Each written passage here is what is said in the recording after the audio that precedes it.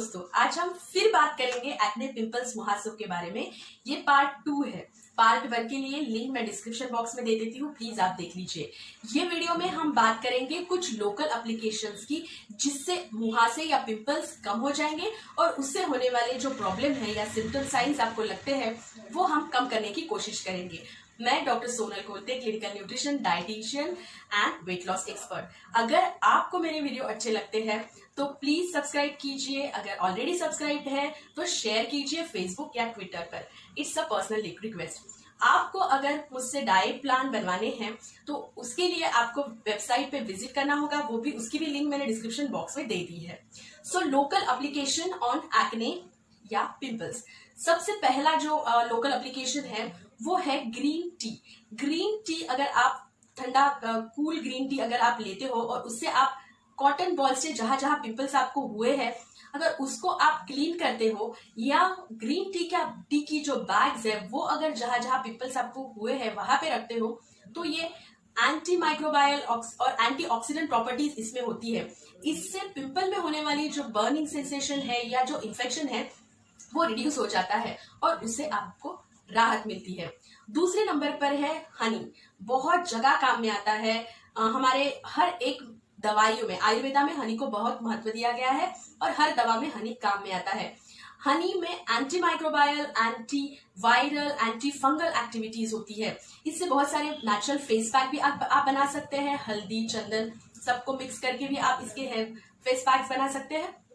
Even सिर्फ अगर आपको ड्राइनेस कम करना है तो भी आप हनी का इस्तेमाल कर सकते हैं। तीसरे नंबर पे है आइस। आइस में एक प्रॉपर्टी है जो इन्फेक्शन को रिड्यूस करती है, आपको सूदिंग इफेक्ट देती है, और जो पेन हो रहा है या रेडनेस अगर है या स्वेलिंग बहुत ज्यादा पिंपल्स में अगर आई है तो उसको कम करने का काम, क्योंकि जो ब्लड सप्लाई है बाकी जो आर्टरीज है उसको वो कॉन्स्ट्रिक्ट कर देता है और उसकी वजह से आपका पेन कम हो जाता है।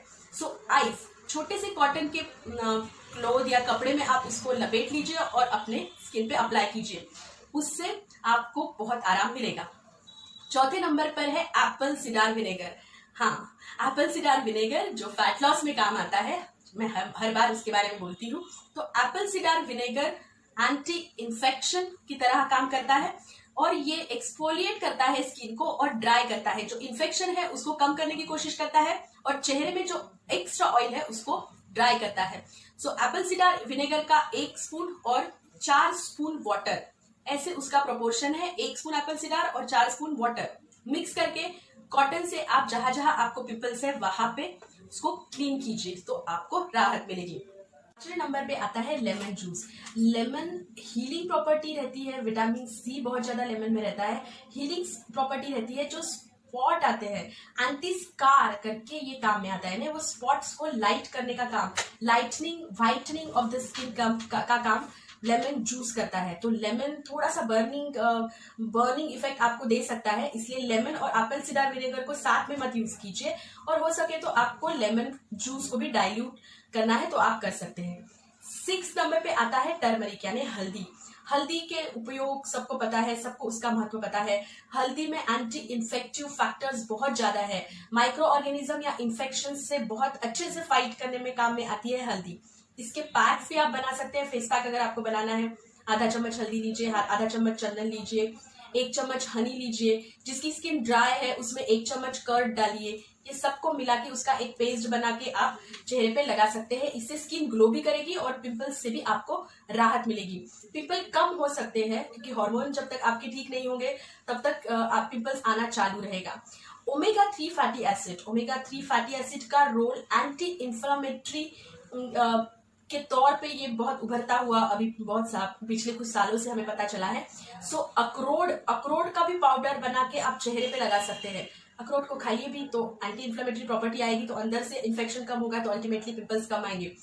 अलसी के सीड होते हैं, अलसी के बीज होते हैं, फ्लैक्सीड उसे हम बोलते हैं, वो भी आप खाने में उसका प्रयोग कीजिए। इवन फिश खा सकते हैं। फिश खाने से भी आपको ओमेगा 3 फैटी एसिड मिलेगा। एलोवेरा एंटी इंफ्लेमेटरी और ड्राइंग ऑफ प्रॉपर्टीज उसमें है। अगर आप एलोवेरा का जेल लगाते हैं तो एलोवेरा भी बहुत काम में आता है। तो 7वें नंबर पे आता है एलोवेरा। पानी 8 नंबर पे आएगा पानी।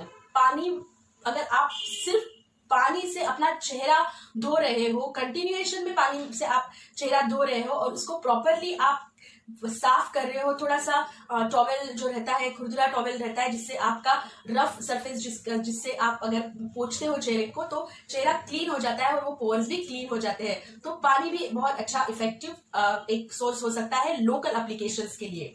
कोकोनट ऑयल में लैक्टिक एसिड होता है और वो एंटी इंफ्लेमेटरी के तौर पे काम में आता है। कोकोनट मिल्क भी आप लोकल एप्लीकेशंस के लिए रख सकते हैं। अगर आपका चेहरा ऑयली है तो कोकोनट मिल्क आप यूज कीजिए, सो एज कोकोनट ऑयल से और ऑयल आपके चेहरे का बढ़ेगा, उससे अच्छा आप कोकोनट मिल्क का इस्तेमाल कर सकते हैं। Even anti dandruff shampoo simple medicine है। बहुत बार पिंपल्स डैंड्रफ की वजह से होते हैं। आपके हेयर्स में बहुत ज्यादा डैंड्रफ है और वो डैंड्रफ इधर उधर गिर रहे हैं तो भी आपके पोर्स को ब्लॉक करके वो बाहर स्किन उसको बाहर निकालने की कोशिश करेगी और आपको पिंपल्स होंगे।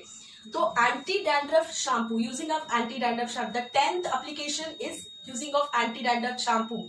अगर आप हेयर वॉश करते हो वीक में 3 या 4 बार तो आपके हेयर भी अच्छे रहेंगे और एंटी डैंड्रफ शैम्पू से डैंड्रफ भी हट जाएगा। या लोकल एप्लीकेशन है लाइक आप कर्ड लगा लीजिए बालों को, या फिर आप अंडा लगा सकते हो। बालों को स्वच्छ रखिए, क्लीन रखिए, उससे ऑटोमेटिकली आपके पिंपल्स कम हो जाएंगे। Thank you very much. अगर आपको ये वीडियो अच्छा लगता है तो प्लीज कमेंट बॉक्स में मुझे कमेंट कीजिए और कुछ और चीजें आपको चाहिए तो उसके लिए भी आप बोलिए, तो उस हिसाब से अलग अलग इंफॉर्मेटिव वीडियो बनाने की मैं कोशिश करूंगी। Thank you.